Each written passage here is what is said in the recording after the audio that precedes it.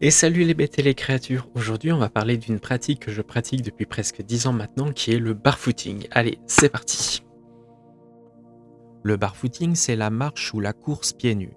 C'est une pratique qui consiste à se déplacer sans chaussures et sans rien aux pieds, que ce soit en marchant, courant ou simplement en vivant une partie de sa journée pieds nus. Cette approche est autant une philosophie qu'une pratique physique. Elle a gagné en popularité ces dernières années, notamment chez les amateurs de bien-être, les sportifs ou certains adeptes de modes de vie plus naturels. De manière générale, le barfooter, c'est comme ça qu'on appelle les gens qui pratiquent cette pratique, est une personne qui marche pieds nus par convenance, volontairement et aussi bien à l'intérieur qu'à l'extérieur. Car oui, marcher pieds nus uniquement dans ta maison ou ton appartement ne fait pas de toi un barfooter. Aller pieds nus sur la pelouse ou la terrasse, c'est un début, mais un vrai barfooter est pieds nus dans la nature, dans un parc ou même en ville. Pour ma part, j'ai de la pratique et je suis pieds nus tout le temps, en toute saison, de la canicule à la neige partout, aussi bien en ville, en forêt, dans la campagne, à la montagne, à partir du moment où on me demande pas de mettre des chaussures. Le barfooting n'est pas nouveau, les humains ont marché pieds nus pendant des millénaires avant l'invention des chaussures. Aujourd'hui, certains choisissent de revenir à cette pratique pour se reconnecter avec leur corps et leur environnement, ou pour corriger des problèmes causés par les chaussures modernes mal adaptées. Certains courants de pensée voient dans le barfooting une manière de vivre en harmonie avec la nature, un rejet de la surprotection du corps ou même un acte de liberté. On ne parlera pas dans cette vidéo de l'aspect religieux, de pauvreté ou de soumission. On parlera peu de l'aspect sportif, on va seulement parler du mode de vie. Marcher pieds nus par plaisir et par choix de vie. Je vais d'abord parler des bénéfices et des risques, et ensuite je répondrai à toutes les questions qu'ont pu me poser. Dans les pays occidentaux, il est assez rare de voir des personnes marcher pieds nus. Cela peut même devenir un tabou. Alors que dans beaucoup de pays, en particulier en Asie, marcher pieds nus est normal. Pourtant, il y a de nombreux bénéfices à cette pratique. Meilleure forme du pied. Marcher pieds nus permet de garder le pied droit et la position des orteils correcte. Les personnes portant rarement des chaussures présentent rarement des problèmes tels que les pieds plats ou la luxe valgus, ne sont pas sujettes à une éversion plus qu'ordinaire des pieds en position debout et en marchant en raison des faiblesses de la raideur associée à des articulations du pied et de la faiblesse des muscles qui le contrôlent. Enfin, les personnes ayant l'habitude de marcher pieds nus ont bien souvent des pieds plus larges et les orteils moins collés que les personnes ayant l'habitude de porter des chaussures. Ces problèmes liés aux chaussures serrées peuvent être source de complications obligeant parfois à un acte chirurgical. Bonne musculature. Marcher ou courir pieds nus renforce les muscles des pieds, des mollets, des jambes et du dos. La posture est meilleure et la fatigue des tendons et des muscles est significativement réduite et retardée. Bienfaits sur la peau et les tissus du pied.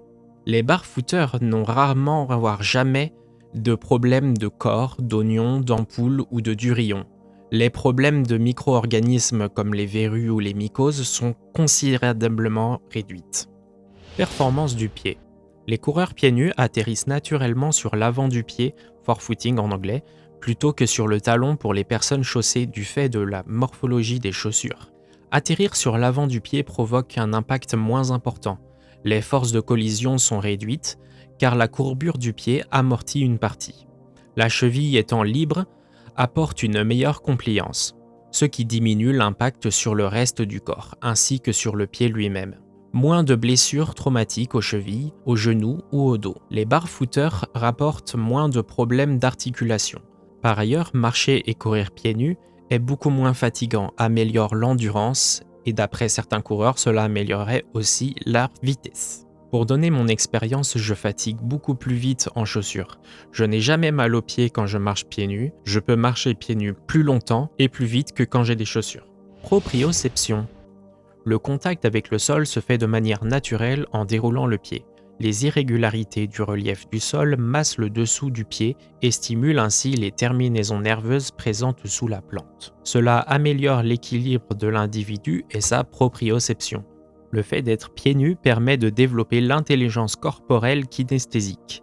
Une étude démontre que les enfants ayant l'habitude de marcher pieds nus ont un meilleur équilibre. La semelle naturelle. À force d'habituer nos pieds au contact du sol, la peau s'endurcit et s'épaissit. Il y a formation d'une couche de peau morte, épaisse et dure qu'on appelle la corne, qui fait comme du cuir tanné, ainsi que des cales aux endroits d'appui et de frottement. C'est cette peau morte, rugueuse, épaisse et dure et légèrement craquelée. Elle permet de protéger le pied contre les coupures, les impacts et tout risque mécanique, mais également contre les risques biologiques. Puisque la peau est épaisse, les micro-organismes ne passent plus. La corne et les callosités réduisent aussi la douleur. C'est pour ça qu'avec assez d'expérience, on peut marcher pieds nus sur des cailloux ou tout type de sol tout terrain. Ça protège aussi un peu de la chaleur et du froid. En fait, c'est tout bonnement comme les pattes de nos animaux. Les coussinets des chiens et tout ça, ça devient pareil. Les bienfaits énergétiques.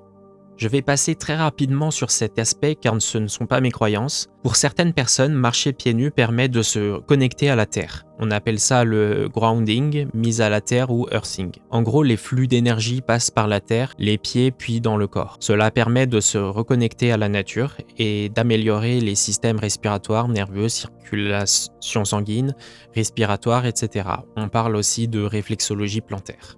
Des méfaits ? Il n'y a en réalité aucun inconvénient à la marche pieds nus. Néanmoins, il peut y avoir quelques risques, surtout pour les non-initiés ou les nouveaux pratiquants que l'expérience permet de prévenir. Risque mécanique. Le premier risque auquel on pense est bien sûr la blessure, notamment les coupures et les perforations de la peau. Par exemple, les bouts de verre, les clous, les roches ou les épines. Pour ça, commencez d'abord sur un sol safe. Une terrasse, la pelouse, attention aux piqûres d'insectes sur la pelouse, et préférez des pelouses privées qu'une pelouse de parc où il peut y avoir du verre caché par exemple. Ensuite, une fois que vous avez un peu l'habitude, vous pourrez aller sur la voie publique. Mais regardez d'abord toujours le sol pour éviter de marcher par erreur sur du verre ou des trucs coupants. Si vous êtes en forêt ou dans un parc, attention aux épines, feuilles de houx, bogues de châtaignier ou aux plantes fraîchement élaguées qui peuvent aussi être coupantes. Après, ne vivez pas non plus dans une bulle. Si vous voulez être barfooteur, il y a des risques du métier, comme on dit. Tout barfooteur vous parlera des heures à retirer les épines du pied. C'est le risque à prendre pour avoir des pieds invincibles. Au bout d'un moment, plus rien ne rentrera dans votre peau tellement elle sera solide et imperméable.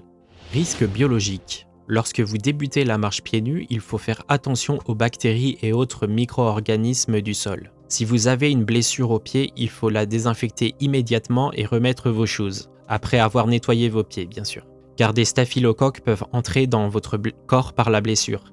Également, à cause du risque biologique, surtout nettoyez bien vos pieds après une séance de barfooting, surtout si vous avez marché en ville, le sol est très sale. Ne remettez pas vos chaussures après avoir marché pieds nus sans les laver. C'est un risque de champignons et de bactéries qui traversent la peau. Enfin, si vous avez l'obligation de remettre des chaussures et que vous ne pouvez pas les laver, mettez des tongs ou des claquettes. Parce que comme c'est des chaussures ouvertes, il ne va pas avoir de macération et le risque biologique sera nettement moins élevé. Dans le risque biologique, je mets aussi le risque chimique parce que a priori, il pourrait avoir des polluants qui passent par la peau du pied quand on n'a pas encore suffisamment de cornes, mais on n'a pas beaucoup d'infos là-dessus. Douleur musculaire au début. Si vous commencez à marcher pieds nus, attention, au début, vous pourriez avoir un peu mal aux muscles des jambes et aux tendons, surtout aux tendons d'Achille. C'est le temps que le corps s'habitue. Quand on est chaussé toute sa vie, les pieds ont pris une certaine forme. Marcher pieds nus remet une forme naturelle. Alors au début, ça peut faire un peu mal. Il faut y aller progressivement. Risque thermique. Avant que la couche protectrice se forme, attention aux sols brûlants, notamment en ville, qui pourraient vous provoquer des brûlures. Marchez le plus possible à l'ombre. Si jamais vous êtes piégé par une partie brûlante, continuez de rester en mouvement, ne vous arrêtez pas. C'est le temps de contact qui brûle. Trouvez vite de l'ombre. A l'inverse, faites aussi attention à l'hiver, le risque d'engelure est important chez les débutants. N'allez jamais pieds nus dans la neige sans y être habitué. Problème social. Ah, il est là le véritable problème que rencontrent tous les barfooteurs, que ce soit les débutants ou les pros. C'est le problème de la société. En Europe, en Amérique du Nord et tous les pays développés, la chaussure est devenue une norme, voire une obligation. Être pieds nus est souvent mal vu, attire les regards, les moqueries, le rejet et est vu comme un va-nu-pieds, des pauvres ou des hippies. Personnellement, je ne suis rien de tout ça et la plupart des barfooteurs non plus. Pieds nus est souvent incompatible avec le milieu du travail ou le milieu scolaire, sans parler des chaussures de sécurité obligatoires pour de bonnes raisons, mais c'est aussi mal vu car la chaussure est devenue un symbole d'habillement. Elle fait partie de la tenue de travail. Il est donc interdit d'être pieds nus dans la majorité des métiers. Outre le milieu scolaire et professionnel, il est parfois interdit d'aller pieds nus dans certains lieux publics, comme les centres commerciaux, certains magasins, ou les restaurants, ou encore des musées ou des parcs d'attractions. Généralement, il n'y a aucune raison valable à ces interdictions. C'est à l'appréciation des agents de sécurité qui citent un règlement où il n'est quasiment jamais écrit spécifiquement qu'il est interdit d'être pieds nus. C'est bien souvent pour se dédouaner des problèmes qu'il risque d'avoir si on se blesse. Même si en réalité, être pieds nus ou en tongs, ça ne change absolument rien. Mais c'est autorisé d'être en tongs. Selon moi, c'est seulement uniquement par discrimination, mais bon, on préfère obéir sagement plutôt qu'être jeté de force d'un lieu. Conseil pour commencer à marcher pieds nus. Si vous voulez commencer, surtout y aller progressivement, étape par étape. Commencez par une surface safe, chez vous, pour habituer vos pieds au contact avec le sol et à marcher sans chaussures. Une fois fait, faites-le à la plage, dans un parc, par exemple, sur l'herbe, en ville, puis en forêt. La rando en montagne, c'est la dernière étape quand vous êtes confirmé, car faire des kilomètres de caillasse, croyez-moi, ça forge. Mais faut un certain niveau. Faites pas comme moi qui a tryhard dès le début. Maintenant je peux le faire sans problème, j'ai des véritables pattes d'ours. Ayez toujours avec vous une paire de chaussures, si possible de tongs, sandales ou claquettes, dans votre sac, au cas où vous vous feriez mal, que vous ne voulez pas ou pouvez pas emprunter un certain terrain ou pour éviter de vous faire jeter d'un lieu public. Pour y aller progressivement ou alterner, il existe aussi des chaussures dites minimalistes. Il en existe plusieurs types. Je vous conseille les Five Fingers de la marque Vibram ou de modèles assimilés. On appelle aussi des chaussures à doigts, gants de pied ou chaussures pieds nus. Cela permet d'habituer vos pieds à la marche naturelle tout en étant protégés du sol par une couche de caoutchouc. Je trouve que ça ne vaut pas la corne, mais c'est une bonne alternative. Moi personnellement, cela fait près de 10 ans que je marche pieds nus de façon plus ou moins régulière. Cela fait 2 ans que je suis à 100% pieds nus, sauf dans les lieux publics où je n'ai pas le droit. Dans ce cas-là, j'ai des claquettes. Quand je bossais avant, j'avais moins le temps, mais je le faisais quand même le week-end et le soir. J'ai les pieds bien endurcis, comme les coussinets d'un animal. Personnellement, il y a plusieurs raisons qui m'ont poussé à le faire. D'abord toutes celles que je vous ai montrées dans cette vidéo, mais également pour une raison sensorielle autistique et aussi pour me rapprocher de mon stéréotype, pour ceux qui ont vu mes autres vidéos. Pour les autres, ça me rapproche de mon loup intérieur. Perso, je peux plus porter de chaussures désormais.